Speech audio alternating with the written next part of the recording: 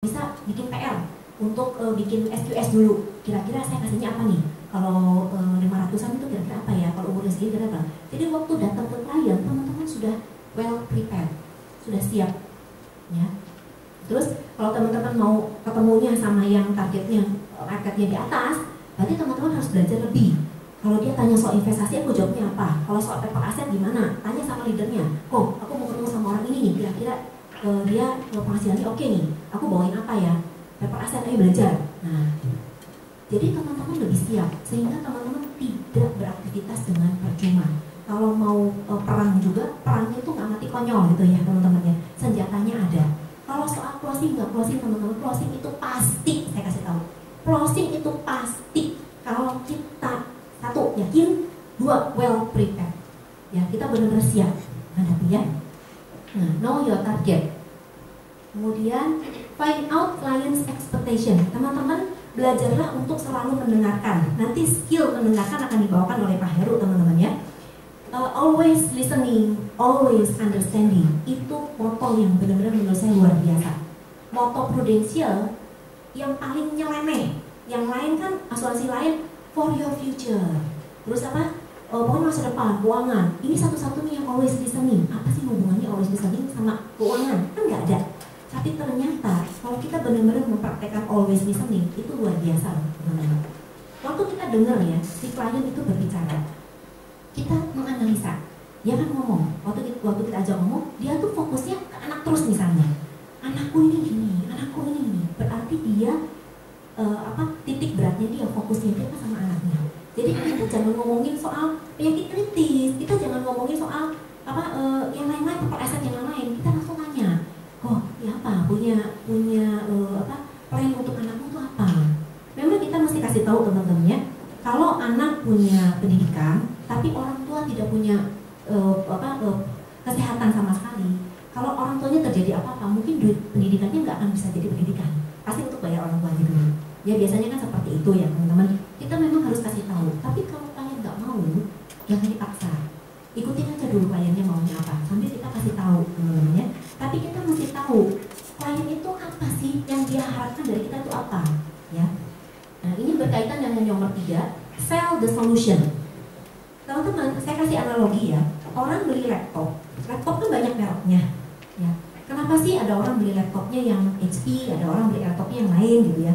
Kadang-kadang kan ada orang yang gini, saya nggak peduli mereknya, yang penting RAM-nya segini, harganya kurang lebih segini, pokoknya kerjaan saya jadi lebih mudah, gitu ya. Tapi ada juga orang yang beli laptop tuh karena mereknya. Saya mau pengen ini, pengen prestis, pengen kelihatan hebat, bawa laptop yang merekan, misalnya seperti itu kan orang beda-beda ya teman-teman ya.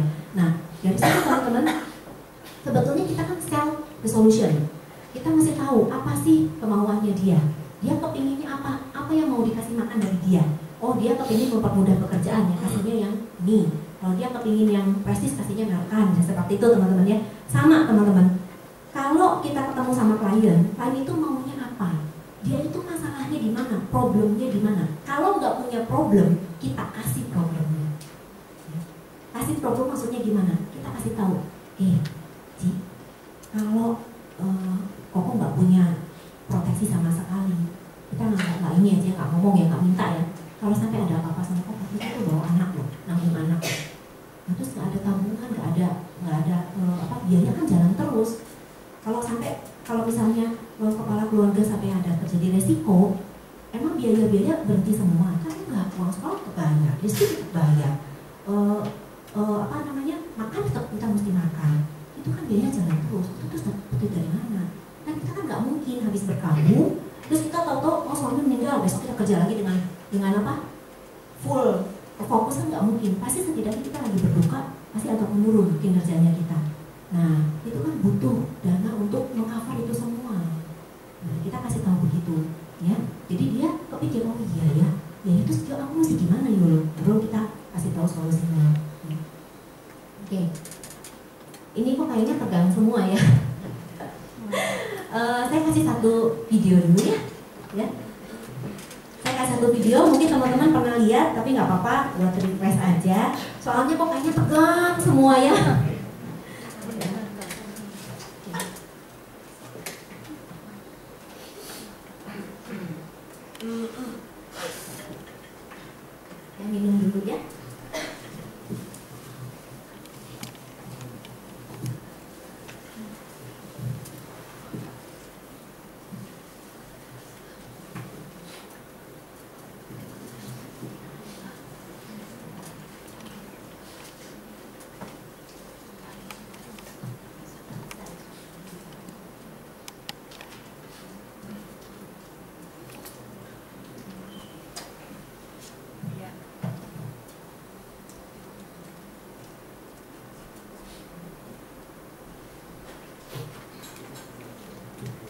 Nah, sambil nunggu ya teman-teman ya. Nah, karena kita tahu prospek adalah manusia.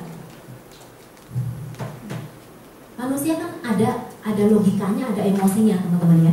Untuk closing yang paling cepat adalah emotional closing. Jadi mengclosingkan menyentuh emosi dia. Tapi ingat teman-teman, menyentuh emosi tapi tidak boleh lepas dari logika ya.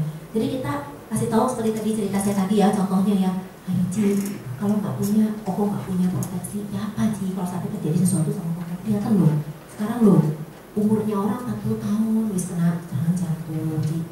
Ya apa kalau sampai terjadi sesuatu sih lo nanggung anak, jadi kayak gitu ya, kita sentuh di emosinya. Nah tapi jangan sampai melewati dari logikanya teman-teman ya. Ya makanya sih harus punya proteksi, pokoknya penyakit apapun ditanggung sama Prudential semua, pokoknya semuanya ini masuk lah. Gak bisa ya teman-teman ya, kalau pre-existing kan pasti gak bisa. Ada 18 macam penyakit yang 1 tahun gak bisa. Nah itu teman-teman mesti ngerti ya, mesti benar gitu. Jangan sampai akhirnya klien jadi merasa dibujuki teman-teman ya.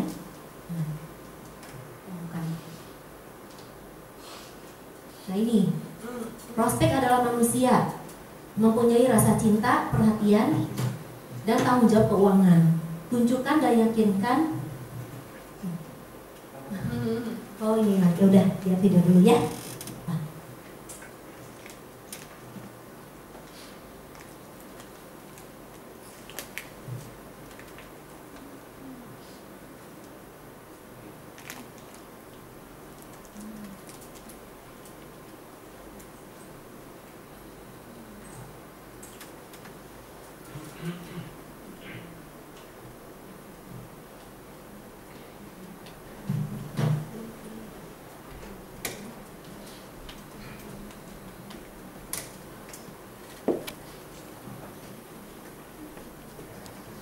Suaranya ya.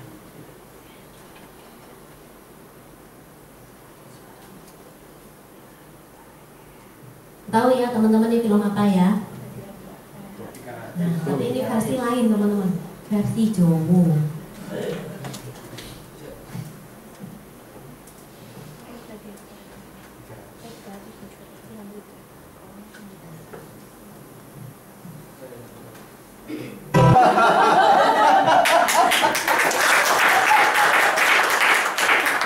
Nah, itu teman-teman jadi agent masih jelas. Tahu kalau kepingin ayo kepingin 180 juta API, pingin apa Pro AAD sekarang ya, bukan AU lagi ya, Pro AAD sekarang. Tapi aku nggak tahu ya, belum tahu mau melakukan apa. Ini udah bulan Februari loh, Februari sudah mau berakhir loh. Kalau masih nggak tahu juga apa yang dilakukan dan nggak mau melakukan, mau kemana ya? Ya, jadi agent lebih jelas gitu ya. Nah itu tadi teman-teman ya, dari ke sini ya. Kembali ke laptop. Nah, prospek adalah manusia juga teman-teman, punya akal, punya emosi. Ya, kita sentuh di emosinya, jangan sampai keluar dari logikanya teman-teman ya. Jadi tetap penguasaan produk penting, tapi caranya kita ngomong sama klien itu juga lebih penting teman-teman ya. Prospek adalah manusia yang mempunyai rasa cinta. Jadi kita sentuhnya di mana? Di rasa cintanya, di perhatiannya, di tanggung jawab keuangannya. Ya, jadi kalau bicara sama istri, pasti kita lebih berbicara mengenai rasa cinta, rasa aman. Perempuan kan pinginnya rasa aman. Tapi kalau berbicara dengan kepala keluarga, kita bicara mengenai tanggung jawab dia sebagai seorang suami. Ya. Nah, tunjukkan dan yakinkan prospek tentang pentingnya melindungi diri dan keluarga dari resiko yang berat atau tidak mampu ditanggung sendiri. Ya. Itu kita closing secara emosi, ya. Closingkan secara emosi. Oke. Nah, ini yang tadi ya, write down your sales plan. Nah, who, what, where, when, dan why. Jadi agent kudu jelas, mesti tahu siapa yang ingin Anda telepon, mana data namanya ada enggak, siapa yang mau ditelepon setiap harinya mesti ada teman-teman plannya. Kalau pingin, saya pingin startup, saya pingin Pro AAD, tapi tidak tahu apa yang dilakukan, tidak pernah membuat plan untuk ke sana, dan tidak pernah mau melakukan action, ya tidak akan tercapai. Ya, tadi kan di film itu tadi apa? Yang lain udah ikutan acara, dia baru tangi katanya, tangi apa? Bangun ya, baru bangun. Wah, kemana aja loh, gitu ya. Nah, Kemudian program apa yang ingin Anda tawarkan? Yang tadi ya, know your target, know your prospect, know your market. Siapa yang mau ditelepon? Yang ditelepon ini ibu rumah tangga kah? Yang ditelepon ini adalah seorang karyawan kah? Yang ditelepon ini adalah seorang direktur kah? Jadi program apa yang ingin Anda tawarkan? Apa yang harus dipersiapkan menuju penjualan yang lebih besar? Nah, waktu pertama kali ketemu, kita mungkin belum tahu dia kebutuhannya apa, karena kan belum fact finding. Tapi setidaknya kita tahu orang yang mau kita telepon itu kurang lebih seperti apa. Kalaupun nggak tahu, kita janji temu, kita fact finding, waktu telepon kedua kali kita sudah tahu. Artinya, sebelum telepon jangan asal telepon teman-teman. Asal telepon aja, follow up, nggak bisa. Kita mesti do our homework, kita mesti persiapkan dulu. Kita kira-kira mau ngomong, kira-kira produknya apa. Jangan sampai waktu telepon janji temu, terjebak untuk membahas produk di situ. Ya, aku sudah punya aksa nih. Ngomongnya di situ teman-teman. Ya, pusing nantinya. Telepon itu hanya untuk membuat janji temu. Ya. Program apa yang ingin Anda tawarkan? Apa yang harus dipersiapkan? Kita ngomong sama dia, iya kita tuh mau sharing satu program produk baru namanya PPH. Jadi seperti itu ya. Di mana Anda ingin menelepon atau bertemu prospek? Di rumah atau di kantor? Kalau di rumah jam berapa? Kalau mau ketemunya sama ibu rumah tangga, biasanya jam sore dia sibuk karena suami baru pulang. Kalau ketemunya jam 1, jam 2 mungkin anak-anaknya baru pulang. Jadi kita tahu teleponnya kapan. Oh, teleponnya mungkin jam 4 atau telepon setelah dia selesai masak apa segala macam mungkin jam 10-an kayak gitu ya. Nah, kalau ketemunya sama karyawan, berarti teman-teman telepon jam 12-an atau jam 3, jam 4 waktu dia biasanya break minum kopi gitu ya. Nah, kapan Anda akan menelepon? Kapan mau teleponnya? Hari ini telepon, hari ini rencana mau telepon. Pasti angkat, kata dia. Angkat tuh. Alhamdulillah lagi angkat gitu ya. Ya teman-teman, kapan? Kalau mau hasil berarti harus ada action. Kalau mau janji temu berarti harus angkat telepon. Kalau mau ada bikin proposal berarti harus ketemu sama klien. Kalau nggak ada itu semua, ya nggak bisa. Ya, jalurnya diikutin teman-teman ya. Kemudian mengapa? Paling penting ini ya. Mengapa prospek tersebut harus membeli pada Anda? Kenapa nggak dari agent lain? Kenapa sih harus saya? Nah, ini balik lagi ke mindset ya teman-teman ya. Karena saya akan memberikan yang terbaik. Karena saya pasti akan membantu klien ini. Karena saya tahu saya ada seorang agent asuransi yang harus bertanggung jawab. Karena saya tahu pekerjaan saya adalah urus klaim. Kalau klien mau top up kita urusin. Kalau klien mau ganti-ganti KTP atau kartu pembayaran kita mau urusin. Itu kita mesti tahu teman-teman tugasnya kita itu apa. Ya. Sehingga waktu kita jalankan itu kita nggak dumel. Kalau ngedumel, ya kita mau prosesnya itu udah malas teman-teman. Ya. Nah, buat janji temu, yang penting adalah action teman-teman. Action, dan action. Teman-teman mesti tahu mesti sadar profesinya teman-teman sebagai agent asuransi itu apa. Ya. Kemudian teman-teman mesti tahu kalian seorang manusia yang bisa down, bisa bingung. Makanya keyakinannya mesti kuat. Kalau keyakinan, aduh saya kok gak yakin ya, datang ke leader, ngomong sama leader, ngobrol sama ahlinya. Jangan tukang roti tanya cara bikin roti dari tukang kayu. Beda urusan ya. Cari sama leader. Ikut acara S3. Di sini bilangnya apa? M3 ya. Power Day, Power Night. Ikut terus ya. Ikut kelas-kelas. Nah, teman-teman, itu yang akan membuat keyakinan kita lebih kuat dan itu akan membuat kita lebih banyak informasi juga. Jadi waktu kita ngomong kita lebih pede. Kalau kita nggak tahu yang kita omongin kayak gitu jelek banget gitu ya teman-teman di mata klien ya. Kemudian kita mesti tahu prospekan nasabah klien juga adalah manusia. Jadi kita memperlakukan seorang manusia. Kita seorang manusia, kita harus tahu kita nggak mau dipaksa. Kita nggak mau diteleponin terus. Kita nggak mau kita lagi ada urusan ditungguin. Nggak mau.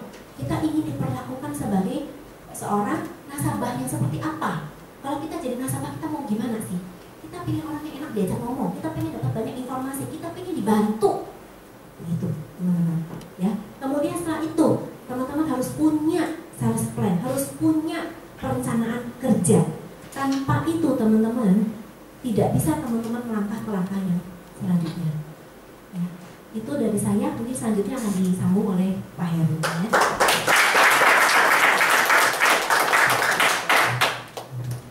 Oke teman-teman, selamat pagi semuanya. Hai. Semangat? Semangat. Ya teman-teman, tadi istri saya sudah banyak cerita mengenai latar belakang, jadi saya tidak akan ulang lagi latar belakangnya.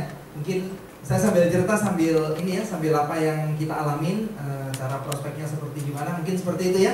Oke. Nah teman-teman, yang teman-teman tahu dari cerita istri saya 2013 kan kita dapat cukup banyak case, 32 atau 33. Dan memang case itu buat kita berdua, kita mulainya hanya dengan keberanian. Jadi karena tidak ada kenalan, maka mau tidak mau langkah pertama. Yang di sini yang tidak punya kenalan boleh nggak saya tahu?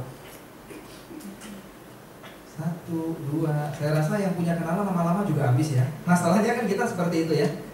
Teman-teman habis, akhirnya kembali ke leadernya bilang, Pak saya tidak punya kenalan, ya kan? Ternyata bisnis ini cuma bisa 1 tahun aja. Yang itu lebih sukses karena kenalannya lebih banyak. Seperti itu ya biasa ya yang kita alami ya. Nah, saya bagi pengalaman bahwa kalau kita mau berhasil di bisnis ini, Anda mesti berani buat kenalan. Apapun caranya, tunjukkan bahwa Anda kenalan sama orang dulu dan buat orang itu tahu bahwa Anda seorang agent Prudential. Jadi jangan sampai kalau sudah jadi agent main rahasia-rahasiaan seperti James Bond. Ya, satu aja yang hidup, 007, 001 sampai 0010 mati semua. Ya kan, makanya 007 yang masih hidup. Maka Anda kalau jadi agent harus berani. Caranya teman-teman gampang. Contoh ibu ya, anggap kita baru pertama kali ketemu bu. Ibu punya usaha sebelumnya, boleh tahu? Bidang apa bu? Jangan. Oke, saya mampir nih ke tokonya ibu, betulin jam. Teman-teman, seringkali orang itu hubungannya harus timbal balik, betul ya? Kalau saya masuk dan saya bawa, kebetulan saya bukan tipe, kita berdua bukan tipe yang seperti ini. Kita bawa kartu, kita masuk terus kita kenalkan diri. Bukan. Kita bukan tipe yang seperti itu. Itu butuh keberanian besar. Saya pernah coba dan saya diusir mentah-mentah. Seperti itu ya. Jadi saya pakai cara yang lain. Misalkan ibu punya toko jam, saya akan masuk dan saya akan betulkan jam saya. Kita cari aja harganya, sesuaikan kantong ya. Jangan yang 500.000 baterainya aja, jangan ya. Belum tentu closing juga. Saya kan, bu, bisa dong saya ke tempat ibu ganti baterainya yang bagus apa bu ya? Dia kan kasih masukan ke saya. Oke, dia kasih pilihan berapa harganya. Kita ngobrol agak lama. Dan pada waktu ngobrol saya akan tatap matanya. Supaya apa? Supaya dia tatap mata saya. Dalam hati saya gini, ingatlah muka saya. Itu yang jadi prinsip saya. Ingatlah muka saya dan kita kasih senyum yang menawan biasanya. Seperti itu ya. Kita kasih. Nah, habis itu kita ngobrol. Bu, oke deh bu, yang terbaik deh menurut ibu karena ibu kan ahlinya. Saya puji dulu biasanya. Kita ganti habis itu. Nah, kan ngambil jam itu kan kadang kita tungguin, betul ya? Saya kan berusaha ajak ngomong ibu ini. Kalau dia nggak tanya saya kerja apa, saya akan pancing supaya dia tanya saya kerja apa. Caranya saya akan tanya seperti ibu, berapa lama toko seperti ini? Oh mungkin berapa, 3-4 tahun seperti itu ya. Enak juga ya bu ya usaha seperti ini ya. Dia nggak ada respon nih ke saya nih. Biasa kan kalau yang orangnya cheerful ya katanya, bapak kerja apa? Seperti itu ya. Tapi kalau dia enggak, saya kan bilang seperti ini. Bu, kebetulan banyak juga loh nasabah saya yang rumahnya, tokonya juga di sekitar toko ibu. Tanya nggak dia kira-kira? Iya. Nah, biasanya tanya. Kalau sampai nggak tanya, saya akan bilang, iya bu, karena kerjaan saya sering kali datang ke rumah nasabah dan saya kasih edukasi ke mereka. Tetap nggak tanya lagi, saya keluarkan kartu nama saya. Tanya, bapak ini kerja di mana? Nah, seperti itu, 80% saya teman akan tanya. Nah, pada saat itu harus pede ya teman-teman ya. Saya adalah seorang agent di Prudential. Nggak usah bilang Anda seorang leader. Mereka nggak ngerti teman-teman. Mereka nggak ngerti ini manajer, ini leader, mereka nggak ngerti. Yang mereka ngerti adalah Anda ada seorang agen asuransi, betul ya? Nah, saya akan kasih, bu, saya agent di Prudential, nama saya ini kartu nama saya. Lihat reaksinya teman-teman. Kebanyakan kita kan takut ngasih seperti itu, jangan-jangan ditolak pak, ya kan? Jangan-jangan nanti mukanya nggak enak, ya kan? Habis mukanya nggak enak, saya jadi down, kan seperti itu ya? Justru saya kepingin tahu reaksinya dia gimana. Kalau reaksinya dia bagus, saya akan masuk lebih dalam. Kalau reaksinya dia nggak bagus, saya akan obatin kekecewaannya. Mungkin nggak langsung hari itu pertama kali ketemu. 2 kali saya balik lagi ke tempat dia, bu, lagi ada waktu, boleh kita ngobrol sebentar. Nah, baru seperti itu. Asal dia ingat muka saya. Jadi saya biasanya 2-3 kali bolak-balik. 1 hari, besoknya nggak langsung ya. Jadi ya Senin, Selasa, Rabu ya ketahuan sekali modusnya ya. Senin ke sana, nanti Rabu ke sana lagi. Jumat ke sana kita sudah mulai masuk ke, kalau di sini apa, rekening ada ya?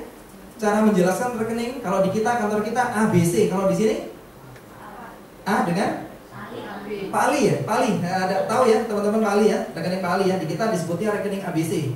Nah, banyak agent tidak setia sama yang namanya rekening Pak Ali. Karena kenapa? Banyak yang bilang seperti ini, itu sudah kuno pak, Ya kan, dari zamannya Prudential punya agent pertama sampai sekarang ceritanya Pak Ali yang ajaib itu kan, yang dapat mujizat berapa kali itu kan ya. Nah, paling diganti namanya Pak Budi atau Pak siapa biasanya ya. Kalau di kita disebutnya rekening ABC. Saya selalu mulai dari sana tanpa melihat latar belakang dia. Karena saya sudah tes market beberapa kali. Orang lulusan Australia waktu saya jelaskan mengenai rekening Pak Ali, di kita rekening ABC, dan mereka bilang, wow, ada ya asuransi seperti ini di Indonesia. Dalam hati saya, kamu kemana aja di Australia, betul ya?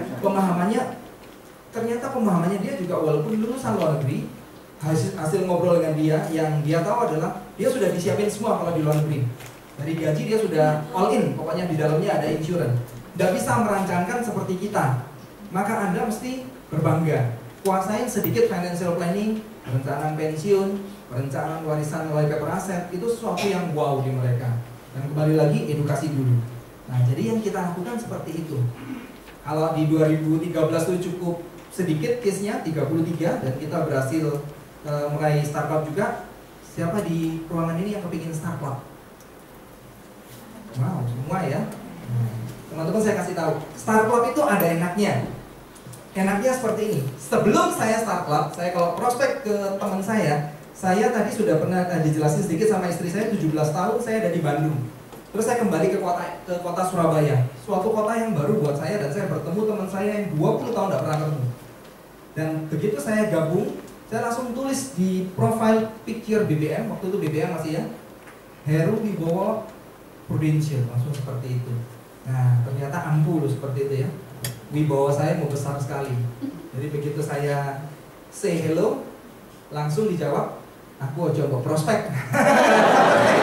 Jadi saya bilang, Wibowo aku jadi sudah namanya Wibowo juga ya, Wibowonya jadi semakin besar kan. Tapi saya selalu tulis seperti itu. Teman-teman, kalau Anda dapat perlakuan seperti itu, sesuai sistem, untuk sukses harus seperti itu. Jadi jangan ditulis terus orang nanya, wah Her, saya kepingin dong beli itu, cepet-cepet bangun dari mimpi. Tidak ada yang seperti itu. Yang ada Anda mesti mengalami sementara penderitaannya sementara aja. Ya, tolak sana, tolak sini, betul ya. Saya pernah prospek juga, dia bilang satu hal yang bikin saya cukup tercengang dan jujur agak sakit hati waktu itu adalah prospek teman saya, dan dia bilang seperti ini. Saya tak nawarin mungkin ya, dia punya polis dari Sequis Life ya, Sequis Life dan beberapa. Saya cuma bilang, bro, kalau kamu ada polis sebaiknya kamu mengerti, dan saya akan bantu untuk jelaskan. Kira-kira kalau teman yang normal jawabnya gimana teman-teman? Nggak perlu gitu ya, nggak perlu gitu ya. Nah itu sudah cukup kasar, nggak perlu ya. Yang lainnya, terus nanti aja kapan-kapan ya. Kalau yang baik, boleh, nggak apa-apa. Tahu nggak jawabannya dikasih teman saya Pak? Ini teman satu kelas loh. Kira-kira jawabannya apa teman-teman? Jawabannya seperti ini. Gak usah lah Her, premi segitu, premi apa, uang segitu, uang tak buang. Seperti itu loh dia teman-teman. Dan itu cukup jelek ke saya. Waduh. Akhirnya sudah. Kita prospek orang-orang yang mending nggak kenal, betul ya? Karena saya berusaha memahami bahwa kalau misalkan kita lama tidak bertemu dan dia tahu background saya adalah seorang pengusaha, pindah ke Surabaya dan menjadi seorang agen yang paling ditakutin, agen asuransi, maka kemungkinannya dua, betul ya? Satu, nggak dapat kerjaan di Surabaya, betul ya? Kedua, usahanya di Bandung bangkrut, sehingga datang adalah untuk meminta bantuan, pasti ya?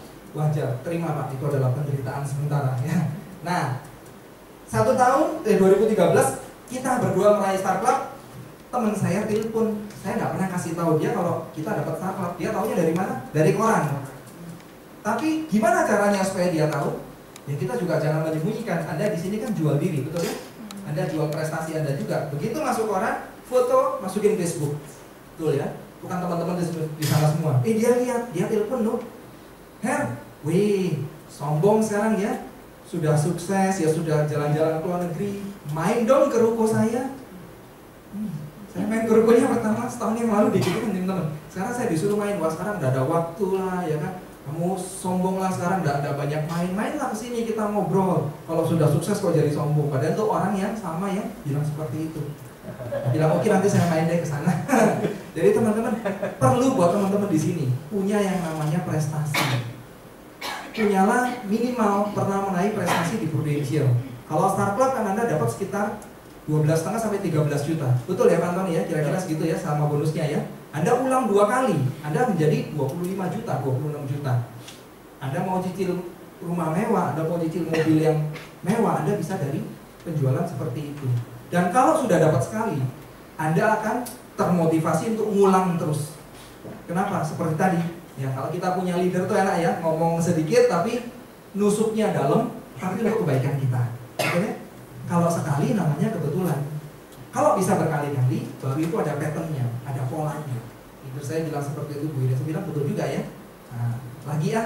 Nah, yang di 2014 yang 84 case itu waktu kita punya acara 1 tahun sekali namanya MRT National Leader Conference. Itu ada semacam kayak award gitu ya. Kita dapat the first runner up untuk top cases 84 case waktu itu. Nah, top cases ini kita dapat memang betul 350 sampai 500 ribu. Saya ingat 1 jutaannya cuma 2. Jadi itu lainnya adalah case 500 ribuan. Nah, pertanyaannya siapa yang diprospek? Betul katanya nggak punya kenalan. Kalau kita setiap hari keluar dari rumah, anggaplah Anda sudah bekerja. Jadi jangan sampai gini, hari ini tidak janjian saya di rumah aja. Itu betul-betul tidur, ya kan?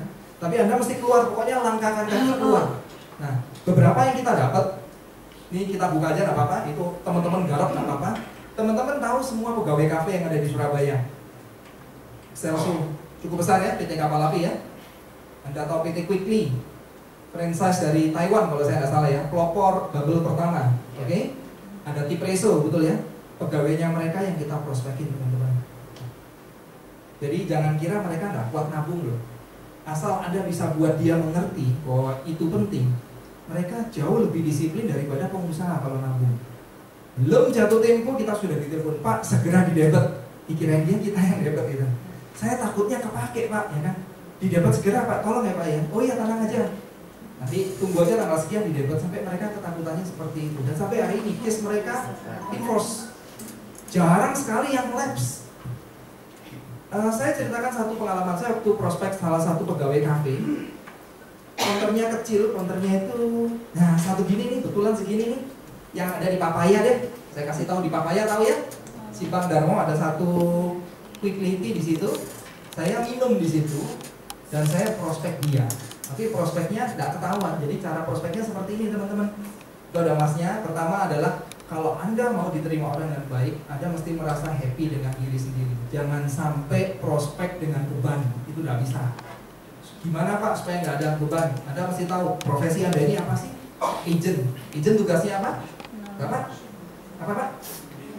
Memberi edukasi. Ibu? Memberi informasi. Bapak? Membantu. Ini yang saya cari jawabannya. Kalau sudah punya prinsip membantu di sini, Anda tidak akan yang namanya sungkan, betul ya? Saya bantu kok, bangga dong sama profesi Anda. Nah, Anda harus happy waktu prospek, waktu selling datang itu harus happy. Kenapa? Happy itu menular. Nah, coba kalau saya misalkan dari kita berdua datang ke sini ya, misalkan saja habis berantem tadi di mobil misalkan, kita masuk nih, mukanya cemberut. Mungkin udah diusir sama Pak Kandu ya. Lain kali aja deh Pak, kalau moodnya sudah bagus gitu ya. Nah, Anda pasti happy. Jadi saya masuk ke situ, saya cuma tanya satu pertanyaan. Mas, rame ya di sini ya cabangnya ya? Wah rame Pak, dia cerita kan. Orangnya senang cerita. Rame Pak di sini, jam-jam segini. Oke, mana rasa yang paling enak? Saya butuh yang seger di siang hari. Saya sengaja seperti itu.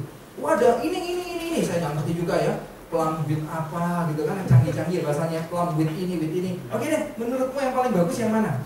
Yang ini Pak seger, oke bikin. Satu gelas berapa sih paling? 25-30 ribu ya. Nah begitu dia lagi bikin, saya ajak ngobrol. Mas, ngomong-ngomong, kalau kerja seperti ini, gajinya UMR ya? Pancing dulu teman-teman. Oh iya Pak, UMR saya gaji seperti ini. Kalau kerja di perusahaan kan PT Quickly cukup besar, jadi gajinya UMR. Oh oke, UMR berarti sekitar waktu itu 2,7 ya, baru naik ke 3,2. Sekitar 3 jutaan ya, 3,2 Pak. Oke, Mas ngomong-ngomong kalau dengan gaji UMR 3,2 juta, nabung 350 ribu sebulan, nggak berat kan? Oh ya enggak. Ya seperti itu. Oke, Mas kamu nabung aja di saya. Loh. Nah, dia panggil saya, jadi gini, nanti saya ada ininya, dia panggil saya gini. Masnya kerja di mana? Saya di Prudential. Dia bilang seperti itu. Oh oke deh. Gitu ya, bisa ya? Bisa. Ini Mas, kita mesti kasih edukasi ya, Ibu ya. Kalau kita nabung di bank 350 ribu satu bulan, 1 tahun kita dapat 4,2 juta. Tahu-tahu Mas sakit nih, kena demam berdarah, habis 6 juta. Berarti 4,2 jutanya hilang, 1,8-nya cari utangan. Wih betul. Kalau Mas nabung di saya, di Prudential, 1 tahun berarti 4,2 juta ya. Kalau 1 bulan 350.000, 1 tahun kalau di bank ada 4,2 juta. Kalau di saya belum ada segitu Mas, paling baru ada separuhnya, 2 jutaan. Separuhnya lagi kemana? Separuhnya lagi diambil perusahaan untuk jaga-jaga apabila Mas sakit. Andai kata terjadi seperti tadi demam berdarah 6 juta, 6 jutanya semuanya dibayar. Dan Mas masih punya tabungan di dalamnya 2 juta. Mas mau pilih yang mana? Pak Ali bukan itu? Pak Ali sebetulnya. Oh ya, yang kedua di Prudential caranya gimana? Saya minta dong brosurnya. Nah waktu itu Pucat juga, bukan Pucat saya nih, minta dong brosurnya. Saya ini ngeloding di sini, brosur kan nggak ada kan, betul ya. Tapi yang namanya marketing itu harus selalu yes, betul ya. Saya minta brosurnya, boleh besok saya bawain brosurnya. Kira-kira apa yang saya bawa teman-teman? Brosurnya atau proposal, ilustrasi. Sebelumnya saya minta, ya kan? Besok saya bikinin contoh tabungannya. Saya minta KTP-nya, saya foto aja. Besok saya datang lagi ke situ. Dia bilang apa? Nah ini maksud saya brosur. Nah maksudnya itu proposal gitu. Jadi kita waktu brosur jangan langsung kepikiran brosur yang kecil-kecilan kita ambilin di kantor. Nggak ngerti, jangan dikasih itu, nggak ngerti. Anda kasih proposal. Akhirnya singkat kata jadi dia nabung. Betul ya? Pertanyaannya orang sederhana, pertanyaannya sederhana. Uangnya bisa diambil kapan? Betul ya? Kalau masuk rumah sakit mesti hubungin siapa? Nggak apa-apa, hubungin saya Pak. Hubungin saya Mas, nanti saya pasti handphone saya selalu aktif 24 jam. Saya bilang seperti itu. Memang handphone saya memang aktif sampai error ya, nggak pernah dimatiin. Nah terus kan dia punya teman banyak, betul ya teman-temannya. Anda nggak bisa loh prospekin mereka satu-satu habis waktu, betul ya? Itu kan satu grup itu kan banyak, antara 50-60 satu perusahaan kalau kecil ya. Nah kalau perusahaan lebih besar mungkin ratusan. Saya gunakan kepanjangan tangan. Ingat teman-teman, ambil positifnya ya. Saya tidak pernah membagi yang namanya komisi. Tidak, saya tidak mau. Karena itu merendahkan kita punya citra diri. Tapi kalau kasih dia bonus, saya mau. Artinya apa? Tidak utik-utik di API. Betul ya? Oke, saya bilang sama dia seperti ini. Mas, menurut Mas bagus tak tabungan seperti ini? Bagus Pak. Oke, teman-teman kan banyak. Coba Mas cerita aja. Kenalin aja ke saya. Nanti untuk setiap orang yang setuju untuk nabung menjadi nasabah seperti Mas, saya akan kasih bonus 100.000 per orang. Coba bayangin Mas, kalau dalam 1 bulan kenalin 10 dan 10-10-nya jadi nasabah saya, Mas dapat bonus 1 juta per bulan. Lumayan tuh. Lumayan juga ya. Akhirnya dia kenalin teman-teman. Dan kalau jadi saya langsung kasih uang 100.000 sama dia, saya amplopin. Tapi saya tidak pernah bilang itu adalah komisi. Saya bilang adalah bonus marketing. Saya anggap kamu marketing freelance saya. Nah jadi saya raup teman-temannya adalah dari situ. Nah itu untuk case-case kan kalau orang UMR, teman-teman tahu ya kira-kira pembagiannya ya. Untuk yang 4 sehat, 5 sempurnanya keuangan. Kalau misalkan dia gajinya adalah, anggap yang paling gampang dihitung ya, 5 juta, oke? Maka 10%-nya adalah dibuat amal. Kalau di Kristiani dibuat perpuluhan, betul ya? Kalau di Islam ada zakat dan lain sebagainya. 10%-nya buat amal, oke? 25%-nya adalah buat cicilan. 45%-nya adalah buat konsumsi pribadi. Jadi sisa 20%. 20% itu sebetulnya 10% di asuransi dan 10% di investasi. Kebetulan kita perusahaan unit link, jadi 20%. Jadi kalau teman-teman ingin tahu nih, gajinya UMR 3, berapa sekarang? 3,3 ya? 3,7, 3,3 ya? Berarti kira-kira kalau 20%-nya berapa? 650. Berarti kalau Anda tawarin 500-an, sanggup nggak sebetulnya? Sanggup. Pernah nggak kepikir seperti itu? Kebanyakan kita underestimate orang. Wah, UMR nggak bisa nabung, betul ya? Tapi kalau UMR kita mau bedah, bisa kok. Tapi ada nggak yang nggak masuk dari golongan mereka? Ada. Begitu saya jabarin 4 jari mas sempurna, sudah senyum dianya. Saya bilang, berapa cicilannya? Sekian Pak. Terlalu besar. Saya bilang, jadi kita edukasi. Closing nggak closing, tapi saya kasih yang terbaik. Gini loh Mbak, kalau misalkan mau bagus ya kan masa depannya, maka seperti ini harusnya. Jadi supaya dia juga kepikir. Kalau nggak cukup, maka dia harus cari penghasilan tambahan. Betul? Kalau misalkan cocok, Anda bisa rekrut sebagai agent. Enak nggak kerjaan kita? Enak loh. 1 tok ketemu orang. Habis di selling, direkrut. Betul? Atau ketemu kalau nggak di selling, direkrut. Jangan direkrut terus di selling ya. Ngerti ya maksudnya teman-teman ya? Jangan direkrut terus di selling loh. Artinya kenapa? Artinya orang itu terminate. Ya? Nah jadi bagian jadi Anda gitu ya. Jadi di selling dulu baru direkrut. Nah seperti itu. 2014 ya betul ya? 2015 Kalau saya kasih nama 2013 adalah ya tahun kita masih baru, betul ya, baru dapat sakral pertama. 2014 itu kita belajar dari perkara yang kecil, 84 case ikan teri kata istri saya, tapi yang bisa membuat perut ini kenyang juga ya. 2015 itu adalah kita dari servis. Jadi kalau servis teman-teman, kalau yang saya lakukan, kita berdua lakukan, kita selalu standby untuk servis.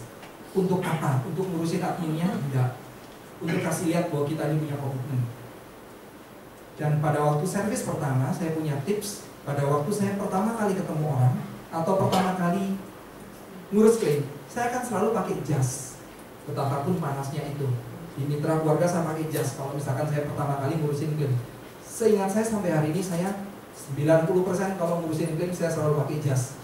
Sehingga waktu ketemu di mitra satelit, ketemu sama orang, usia ya mungkin sekitar 40 ya, beda 10 tahun sama kita kan masih 30-an.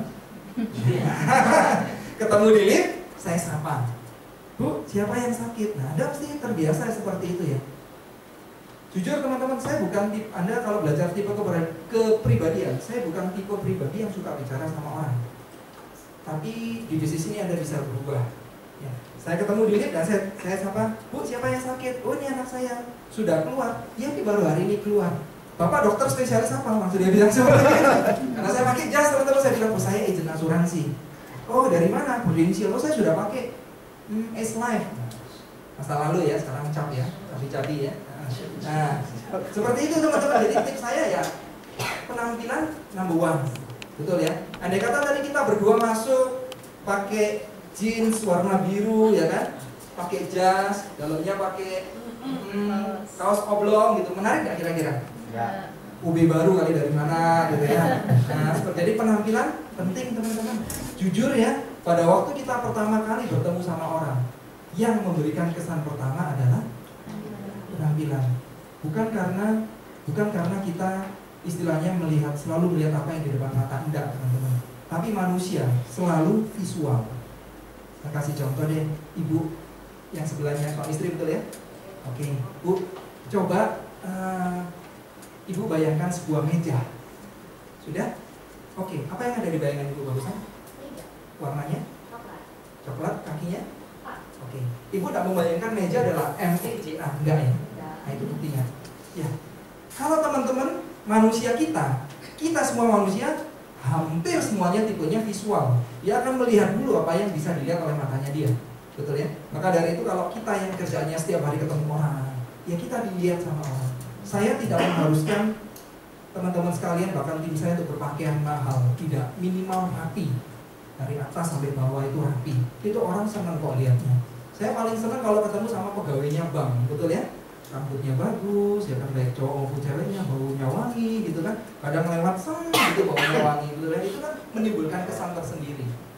Itu hanya jualan tabungan. Yang kalau sakit muncul lah marketingnya kalau sakit. Bawain buah enggak? Enggak loh.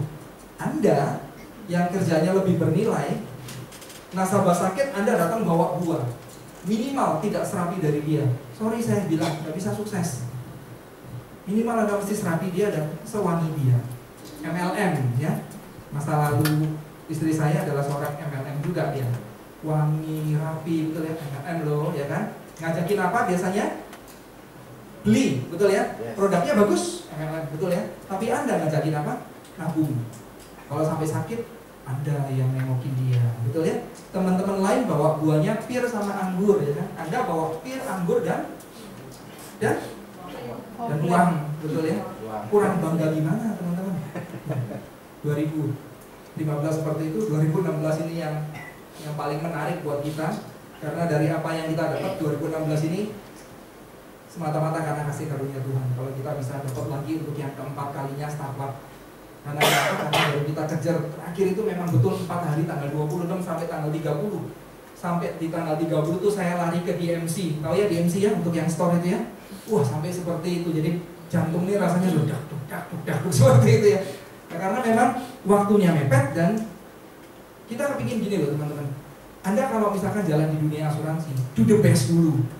Nanti hasilnya seperti gimana, itu nanti serahkan sama Tuhan supaya tidak stres. Betul ya, kita kerja maunya kan juga happy. Kalau kita kerja, dikejar terus sama target, terus Anda nggak tercapai, Anda nggak happy juga, nggak bisa berhasil seperti itu. Anda mungkin bersinar 1-2 tahun, tapi kita kerja, kita harus bikin kerjaan ini happy. Caranya gimana? Caranya kita mati-matian dulu. Siapa yang suka main bulu tangkis di sini? Ada? Nah, Pak, pelaku bulu tangkis yang sama, Pak. Ya kan? Kalau bulu tangkis, Pak, kira-kira lebih suka main sama orang yang lebih jago atau yang jauh di bawah? Lebih jago, betul ya? Capeknya lebih capek main sama yang lebih jago atau lebih bawah, Pak? Lebih jago. Senengnya, Pak? Senengnya? Kalah nih, sama yang lebih jago pasti kalah. Sama yang kurang jago, Anda menang. Senengnya? Lebih seneng mana, Pak? Lebih seneng yang main yang sama yang lebih jago tapi kalah, atau main sama yang nggak jago tapi Anda menang? Yang lebih jago. Kenapa, teman-teman? Karena kita di situ mengeluarkan yang terbaik dari diri kita. Saya kalau main sama orang yang kurang jago, tapi ini bukan berarti saya nggak mau main sama dia ya. Sama-sama main nih, kadang kan kita juga nyiparingin orang, betul ya. Capek ngambil bola, ya mati terus bolanya ya kita yang ngambilin. Jadi capek yang nggak enak gitu loh ya. Tapi kalau Anda main sama yang jago, Anda kalah pun Anda puas.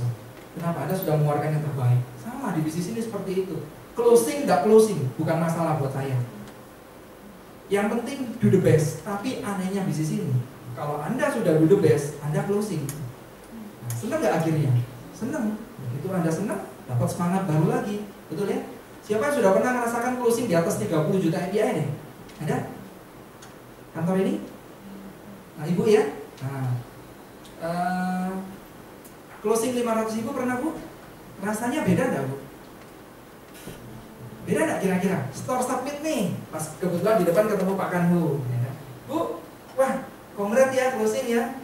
Berapa API, Bu? 5 juta, misalkan seperti itu ya. Minggu depan ada datang ketemu lagi sama Pak Kanhu di depan. Wah, kongres ya closing sekali lagi. API-nya berapa, Bu? 30 juta. Lebih seneng mana, Bu? 30 juta ya. Bahkan kalau closing bisa 100 juta itu rasanya jalan itu bisa ngawang kali ya. Tapi tetap ya teman-teman ya, disyukurin, jangan jadi sombong di situ ya. Saya pernah closing dari Pak Ali. Nah, Pak Ali ABC 350.000 per bulan sampai 10 juta per bulan. Ceritanya sama. Yang saya bawa pertama penampilan dulu. Yang kedua sempat disinggung oleh istri saya, always listening, always understanding. Mungkin karena saya cowok terganteng di rumah, jadi kan mesti always listening ya. Ada 1, 2, ada 3 yang selalu suaranya dan kosakatanya satu hari lebih dari 5.000 ya. Jadi saya satu hari itu adalah 1.500 kata. Jadi akhirnya memang terbiasa untuk always listening, always understanding. Tapi saya kasih tahu teman-teman, dalam penjualan sering nggak teman-teman dapat materi seperti ini? Kalau penjualannya mau berhasil, harus pintar-pintar mempengaruhi orang. Ya, seperti itu ya biasanya.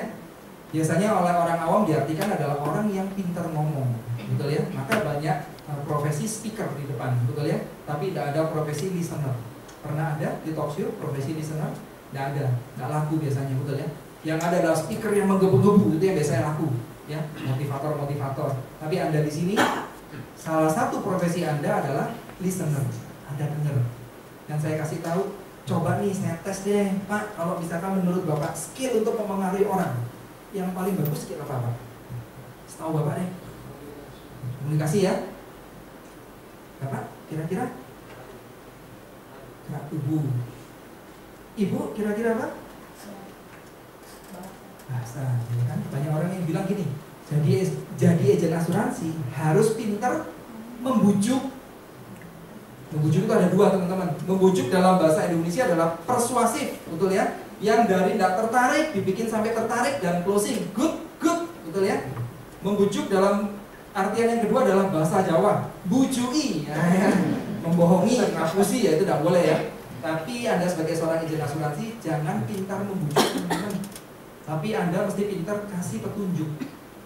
Kata-kata ini saya ambil dari iklannya Sulit Slide. Kebetulan saya baca ya. Jangan pintar membujuk, tapi pintarlah memberi petunjuk. Yes, betul seperti itu. Tapi saya kasih tahu, cara paling gampang untuk mempengaruhi orang lain adalah dengan mendengarkan dia. Pada saat saya ngobrol, misalkan saya dengan ibu ya, ibu ngobrol, saya dengerin dengan penuh minat, dengan penuh konsentrasi. Ibu kira-kira tertarik nggak sama saya? Tertarik ya?